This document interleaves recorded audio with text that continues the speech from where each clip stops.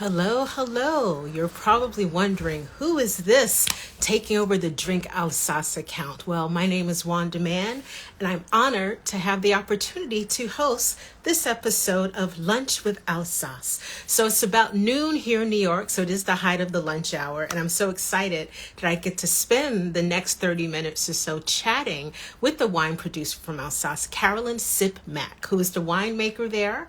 I'm going to add her in just a moment. So Alsace, I always like to ground us geographically. We're in France, we're in the north of France. It borders Switzerland and Germany, and they're renowned for just incredible wines with great minerality, texture, personality. I'll let Carolyn tell us more about that.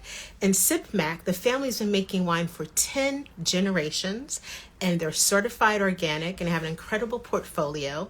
And today we're going to be tasting 3 of their wines. So to give you a sneak peek of what Carol and I will be sipping while we're chatting, before I bring her on, I will show you. We have the Sipp-Mack Pinot Blanc Alsace. And then, of course, we have Riesling, really renowned for great Riesling as well.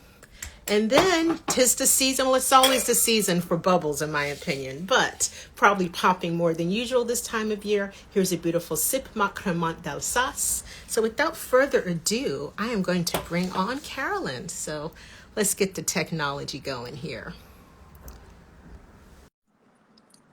Okay, I just sent the invitation through. Thank you all for tuning in. I hope you have something lovely in your glass. Hello. Hello, hello, Wanda.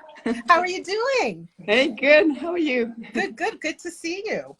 Yeah, good to see you too. Great. You know, Mondays are usually I'm dragging, a little tired, but I was so excited to see you and taste these wines and chat about Alsace. Well, thank you. So, why don't I give you a minute to maybe introduce yourself? How do you like to introduce yourself? Well, I'm Carolyn. I'm we're a family winery. My Sip was my grandfather, and Mac was my grandmother. So they created the brand in the 50s, late 50s. Oh, wow. So it's a whole lot of generations. And my parents took over the wineries in the late 80s. Okay. And and now I joined them in 2010. So since then I've been helping them in the winery and doing all the different jobs. Wonderful. So did you always know you would go into the family business? Did you have that winemaking bug? Did you really want to do it? We always used to be in my father's feet. I always was somewhere, wherever he was. But I actually studied biology. I really liked nature and biology. So I did general studies until 18, and then I started to study winemaking. So until 18, I wasn't sure I was going to do a winery job. So Wonderful. yeah. Well, I always I think certain regions of many, major winemaking countries like France, some are still a bit mysterious. And I think Alsace, even though it's growing in popularity, I think for many in the US, it takes them a moment to pinpoint exactly where that is. So as I said, it's in the north of France. It has a very interesting kind of hybrid culture. Yeah, it's a lot of diversity. Lots of people. We have, of course, we have the German influence. We have the French influence. All the good parts of the two, and you make yourself Alsatian. So it works well. Of course, we always say we're Alsatian before being French. So, interesting. That's true. I always say I'm a New Yorker before I say anything else. So exactly. So what, in a country with so many just superb wine regions, what makes Alsace special? What is it about this region? Well, it's a pretty small region, so that makes it pretty special. We have a lot of diversity of soils, and we have 7 grapes. So all that together gives a big melting pot. And actually wineries and winemakers having fun blending and sharing new experiences. And I think there's a lot of diversity and generations and traditions that makes it special. So all that mixed up. Great. And as I'm looking at your bottles, I do see the little, I know we're going to taste in a moment, but I'm just going to show that little green. That Yeah. means organic. So why is that so important to you all, being committed to organic? Well, I think it's important to take care of the planet. It's and it's our future. Of course, we just my grandparents worked for us, and they gave us the vineyards, and hopefully, maybe one day my kids. I don't know. It's just it's important to be surrounded by beautiful things in nature. So taking care of it is just natural. It's Absolutely. yeah. And give an example. I guess the simplest definition is that, that you don't use pesticides, no chemicals. Are there some other measures that you take as well to encourage a healthy vineyard and workplace for the humans that occupy that Yeah. space as well? Well, the whole thing about organic is to get to have the balance in the vineyards. So we try to help the vineyards, and how can I say that? Is that it's just helping it without influencing it. It's just it's doing its thing, and we are just giving a little peps to it. I It's love just it's it's a lot of observation, and it's not just like conventional. Every 15 days we have to go. In organic, you look at the weather, you look at your plants, you look at how the vineyard reacts. So there's a lot of facts that come inside, like into the decision. So it's a lot more interesting. I think we call ourselves gentlemen farmers. So I love it. it's really farming, and that's really interesting. It's So do you feel that, often winemakers will say, the wine really starts in the vineyard, not the cellar. So do you find that having that balanced vineyard gives you better grapes to work with? You see a difference? yeah, of course. That's Yeah. the most important, because you can have the worst grapes, you're not going to do good wine with it.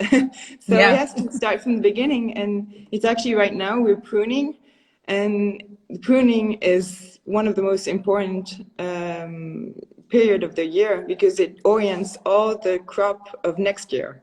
So it starts right now, and we're going to find the results in 3 years. So Yeah. it's really, really interesting. Always, I'm so impressed with the patience of winemakers, that you wait for years for this Oh yeah, beautiful piece of art to evolve before you can it's a drink bit it. stressing. we, So which wine sometimes should we start with? I think we should start with the Pinot Blanc. Okay. So let me show the bottle. And this is 2021. And in the US, this retails for about $20.99. Yeah, you know it all. I have a little cheat sheet in front of me. So for those who may not be as familiar with Pinot Blanc, um, describe this grape. Well, Pinot Blanc is kind of a chameleon. If you chameleon, yeah. So Yeah. it's pretty easy. It's kind of like a Chardonnay from Alsace. Ah, okay. You can. It's a wine that can be put in crémant. It can also put in barrels. We're gonna taste the tradition. This wine is meant for easy drinking. It doesn't have Okay. the acidity of a Riesling, but it doesn't have the sugarness of a Pinot Gris. So it's Okay. a good balance between an easy wine that pairs with lots of different things. So Do you have a favorite pairing? uh, with Pinot Blanc, we like tarts, or like pies, like Ah, okay. yeah, with with in like first dishes, like Okay, first first dish, course. like Mhm. first course, Like a exactly. savory tart, like what do you have? The flambe kind of Yeah, exactly. Yeah, I Yes. didn't want to be too Alsatian, so, Yes. but it's Yeah. So yeah, it's tarte kind of flambée like goes well. a flatbread that's savory and has onions. Exactly. Yes. So Yeah. perfect. Well, let's do a toast. We're having lunch. Cheers. Cheers. I see what you mean. It does have for the Chardonnay drinkers, they'll appreciate that kind of roundness and texture. And I think also, we're getting ready for Thanksgiving here in the U.S. I think this is a wine that would pair well with so many of the Thanksgiving meal as also. Yeah. Yeah. It goes well with the turkey, for example, because Yes. the white meat. You often think about red wine, but a wine like that really pairs well because they have the density and not the acidity, but the density of the that would go with the wines, the food pairing. Very So refreshing. It's got a little pop to it, which I love. It's got it. that makes you want to take another sip. Exactly. And that's true. That's the point, right? Especially when we're talking about pairing with food, the right wine, you need that acidity to kind of get your palate ready. So you want another sip and you want another bite so you can keep going. Exactly. Yep, that's right. So should we do the Riesling now? Yep, Riesling Grand Cru. Okay. So here we go, everyone. So this is the Riesling, and that is 2019, so it has a little age on it. And in the US, this is about $21.99. So showing, and that Riesling shaped bottle is always very distinctive, right? Yeah, that's the Alsatian flute. We call it flute. That's the shape of the bottle. So Ah, it's okay. all the AOC wines has to be bottled in this bottle. Oh, good to know. See, learn something. Yeah. Yeah, it's very distinct and it's very elegant. If you show up at Mhm. someone's house for Thanksgiving with the little gift, I mean, this really stands out, I think. Yeah. So Riesling, it's just it's interesting to see how it's become so much more appreciated here in the US. Really, sommeliers love it, consumers love it. But tell me about your style of Riesling here at Sipp-Mack that you're making. Well, we try to have, well, in general, Riesling is a gastronomical wine. Mm-hmm. It can be very refined, and I think it's a typical grape that takes where it comes from. It really is. It shows where it comes from, how it was grown, and if the wine grower respected it. So it's a brand of the vintage. It's like a stamp of the vintage. So Mm-hmm. it's really interesting because it has, if its vintage was really hot, it would give a lot of density to the wine. If it has a little more freshness and acidity, it just goes with the Riesling. It's, yeah. So how was 2019? How was this vintage that we're sipping? How was the weather? Well, the weather, last few years, we had really hot weathers. Ah, okay. We were lucky because always in August we had nice rain that really kind of saved the vintage Okay. because and it was it's actually we had hot summers, it's the heating is all over the planet, but we are Yeah. kind of juggling between having enough acidity and freshness to the wines and harvesting earlier. Also, we've been harvesting. This year we started harvesting. Sorry, Oh, end of you're fine. August. Wow, that So is zero. Yeah. instead of mid-October. Normally we start mid-October or beginning of October, and we kind of approached it. And 2019 was kind of like that. It was we started early September. It was a nice vintage, good quality. We're very happy with the last vintages. 19, 20, 21. They've been we've been blessed, Oh, pretty that's lucky. well. I'm ready to take a sip. A sip of Mac. It's the perfect name, right? It really was your destiny. Mm. And great So texture, mineral. yeah, so it has a lot different structure than the Pinot Blanc, a lot more Mhm. complexly. Grand Cru is Rosacer is the Grand Cru from Hunevier. Okay. So Rosacer is the hill. It's New York, Yes, it New never York fails. style. I'm in the middle of Manhattan. It never fails when I do an Instagram live. It's like the police are looking for me. Yeah. We'll let them go by. Very authentic. Yeah. Okay, At it's least fading away now. you can't lie where you are. I cannot. But so the Rosaker is the terroir from Hunavir, Okay. and we have 25 hectares, and it's close to we're close to the forest. So there's always a cold wind coming in the evening that gives this freshness and the acidity that's really vibrant and spiky, kind of on the string. So that gives the particularity of the Rosaker. And Yeah, it was and called, also, no, no, go ahead. No, go ahead. We have a little, like, sometimes it's like a half-second yeah, delay. Please finish. but it's called like that because it was the hill from the roses.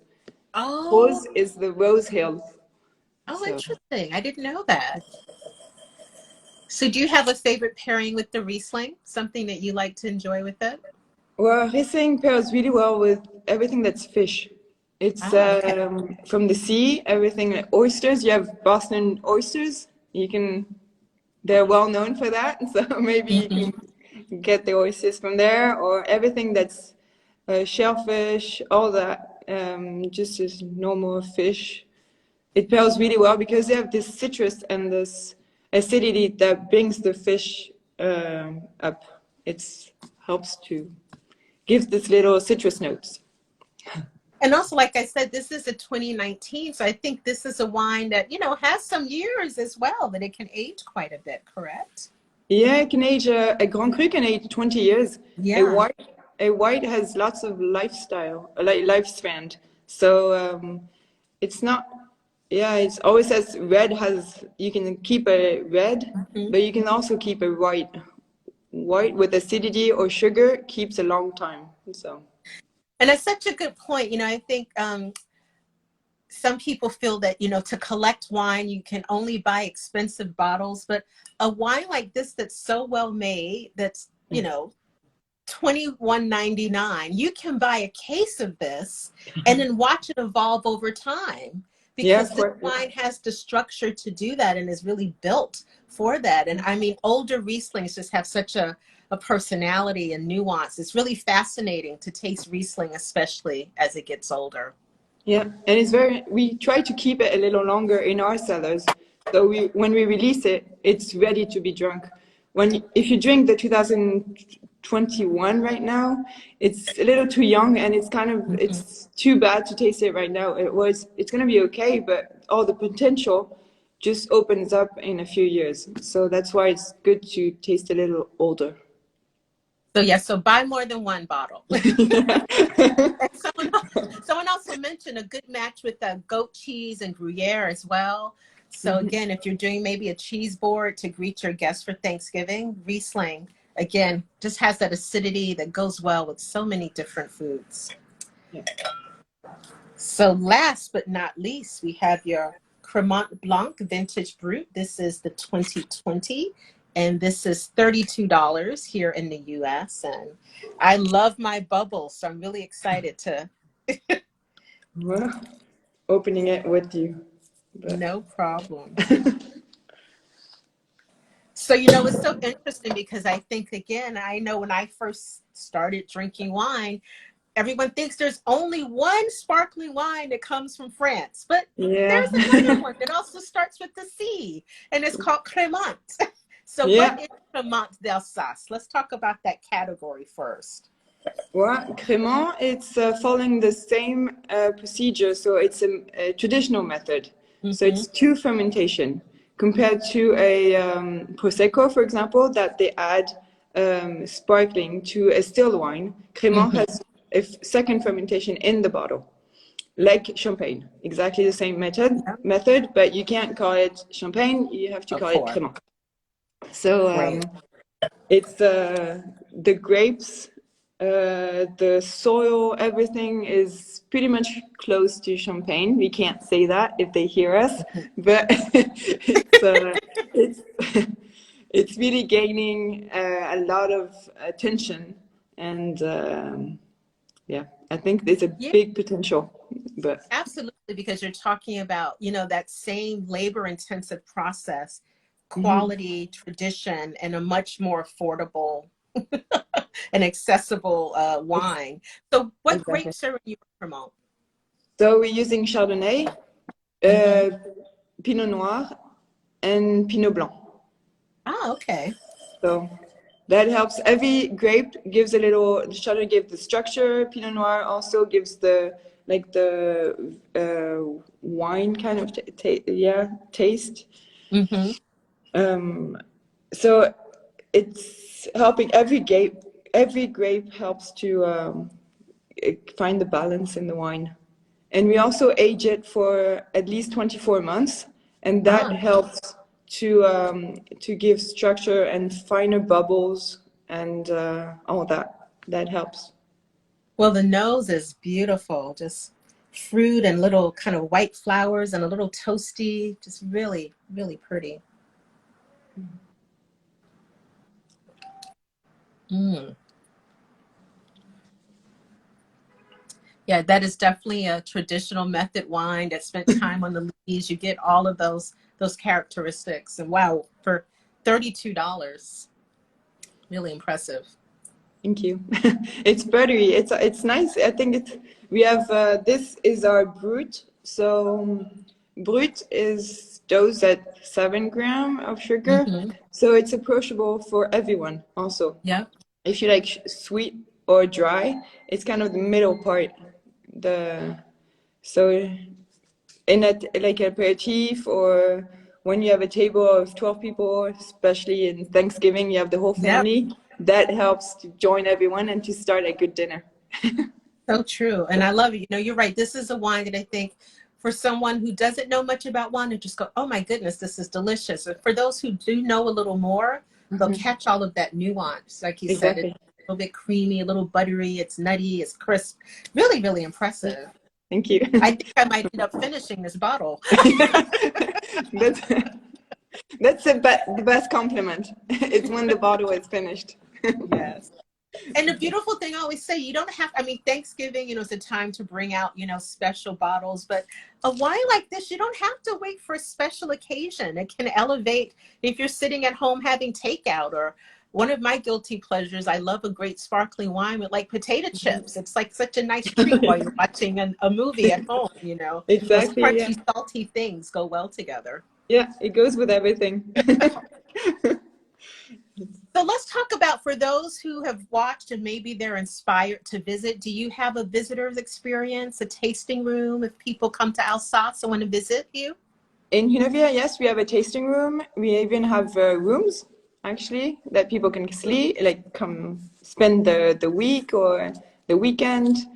Right now, we're starting all the Christmas markets in Alsace, Oh, so it's really lovely. interesting. Everyone is changing, like winter is coming, so it's it's really fun because all the lights are coming out, and it's a really nice atmosphere in Alsace. The Christmas is very important here.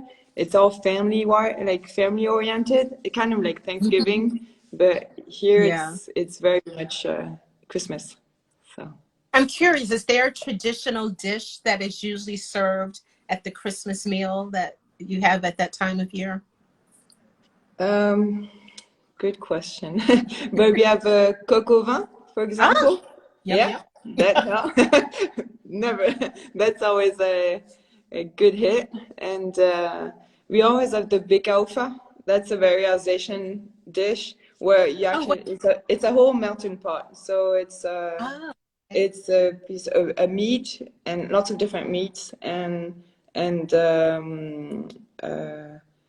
like with onions and potatoes, and it's just you put everything in one dish, you cover it, and you put it in the oven for 4 hours, and it Oh, cooks. wow. And so it's that's a I traditional. might have to try that. I love one pot meals, and while Well, it's cooking, you can sip your wine while you're waiting exactly. You for can the you whole. can finish the first bottle and then you can.